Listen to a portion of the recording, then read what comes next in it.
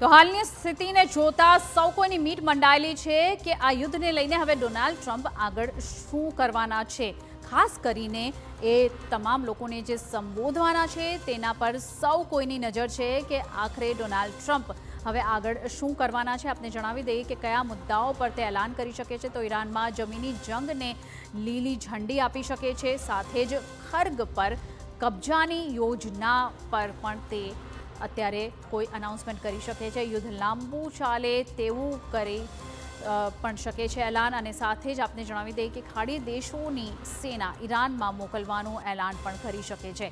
આ સાથે જ સૌથી મહત્વનું એ પણ છે કે ઈરાન પાવર પોઈન્ટ પર હુમલાની ઘોષણા પણ કરી શકે છે ટ્રમ્પ। તેલના કૂવાઓ પર કબજા કરવાનો ટાર્ગેટ છે ટ્રમ્પનો। આને લઈને પણ ઇમ્પોર્ટન્ટ અનાઉન્સમેન્ટ ટ્રમ્પ કરી શકે છે। ઈરાની સત્તા પરિવર્તન કરી શકે છે તેના ઉપર પણ વાત કરી શકે છે। જો કે હવે જોવું એ રહ્યું કે ખાસ કઈ વાતો પર ટ્રમ્પ ભાર મૂકે છે અને કેવા અનાઉન્સમેન્ટ્સ કરવામાં આવે છે તેના પર સૌ કોઈની નજર મંડાયેલી છે। જો કે બીજી તરફ વાત કરીએ તો ઈરાન પર સતત હુમલાઓ છતાં તેની સૈન્ય તાકાત પૂરેપૂરી રીતે નબળી પડી નથી।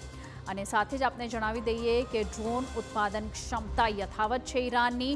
લોન્ચરની વાત કરીએ તો 100થી 140 લોન્ચર અત્યારે છે, અને સાથે જ ફાઇટર જેટની વાત કરીએ તો સીમિત છે પરંતુ કામ કરવા લાયક સ્થિતિમાં છે।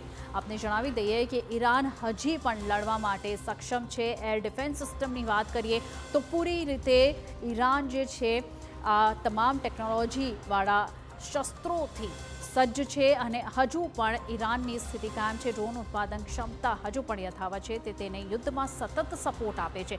બેલિસ્ટિક મિસાઇલ શક્તિની વાત કરીએ તો અંદાજે 50થી 60% ક્ષમતા હજુ પણ બાકી છે, જ્યારે 100થી 140 જેટલા લોન્ચર પણ કાર્યરત માનવામાં આવી રહ્યા છે। અને ફાઇટર જેટની સંખ્યા ભલે સીમિત છે પરંતુ હાલની પરિસ્થિતિમાં તેનો ઉપયોગ શક્ય છે। સાથે જ એર ડિફેન્સ સિસ્ટમ પણ સંવેદનશીલ